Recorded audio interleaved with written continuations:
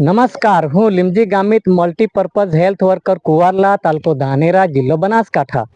આજે આપણે રસીકરણના મહત્વ વિશે ટૂંકમાં સમજૂતી મેળવીએ. રસીકરણને સમજવા માટે આપણે એકને દાખલાને સમજીએ કે આપણે જોઈએ છે અને જાણીએ છીએ કે આપણી આજુબાજુ ખેડૂતો ખેતી કરે છે. ખેતીના પાકના રક્ષણને માટે ખેતરને ફરતે તેઓ વાડથી કમ્પાઉન્ડ બનાવે છે, જેથી કરીને રખડતા ઢોરો અને પશુઓથી પાક નુકસાની થતા બચવા માટે એક સુરક્ષા કવચ બનાવે છે, એક સુરક્ષા દિવાલ બનાવે છે. બસ રસીઓનું પણ કંઈક આવું જ છે. આપણે આપણા બાળકોને 0 થી 5 વર્ષ સુધીના બાળકોને વિશ્વ આરોગ્ય સંસ્થાએ સૂચવ્યા મુજબ ના સમયપત્રક મુજબ બધી જ રસીઓ જો સમયસર અપાવીએ તો બાળકના શરીરને માટે એ સુરક્ષા કવચ બની રહેશે અને બાળકમાં થતી બેક્ટેરિયા અને વાયરસજન્ય સંક્રમણથી એ રસીઓ બચાવશે.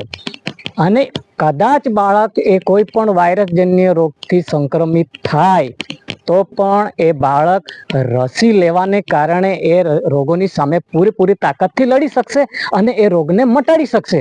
અને એટલા માટે આપણા 0 થી 5 વર્ષ સુધીના તમામ બાળકો, સગર્ભા બહેનો એઓને રસી માટે દર બુધવારે મમતા સેશનનું આયોજન આપણા ગામના અલગ અલગ વિસ્તારોમાં થાય છે. ત્યાં જઈને આપણા બાળકોને રસી અપાવીએ, મમતા કાર્ડમાં એની નોંધ કરાવીએ અને કઈ રસી કયા રોગને માટે આપવામાં આવી એની માહિતી પણ મેળવીએ. અને આ રીતે આપણે આપણા બાળકોને રસી આપીને એક સુરક્ષા કવચ પૂરું પાડીએ. આપણે જાણીએ છીએ કે ડિપ્થેરિયા જેવા જીવલેણ રોગો એ કેટલા ઘાતક છે અને જીવલેણ પણ નીવડી શકે છે. આનો ઉપાય એક જ છે, રસીકરણ. બસ રસીકરણ સિવાય બીજો કોઈ ઉપાય ન હોય. એટલા માટે આવા બાળકોને શોધી કાઢીએ અને રસીઓ અપાવીએ. અને હા, રસી આપવાથી સામાન્ય તાવ આવશે ખરો, એ સૂચવે છે કે રસી લેવાને કારણે બાળકના શરીરમાં એ સંક્રમણ સામે લડવાની શરૂઆત થઈ ચૂકી છે, એટલે ગભરામની કોઈ જરૂરત રહેતી નથી. અને એટલા માટે આપણે જો બુધવારના દિવસે મમતા સેશનમાં કોઈ કારણસર ચૂકી ગયા હોય તો પણ દર સોમવારે તમારા નજીકના પ્રાથમિક આરોગ્ય કેન્દ્રમાં મમતા ક્લિનિક ચાલે છે, ત્યાં જઈને મફત રસી મુકાવો. અને હા, રસી બાબતે કોઈને પણ કોઈ પણ પ્રકારની ગેરમાન્યતા હોય અથવા તો કોઈ પણ પ્રકારના અણગમો હોય તો તમારા ગામના આરોગ્ય વર્કરોની મુલાકાત લો, વિશેષ સમજૂતી મેળવો અને તમારા ઘરે અથવા તમારા આજુબાજુના બાળકોને અવશ્ય રસી અપાવો.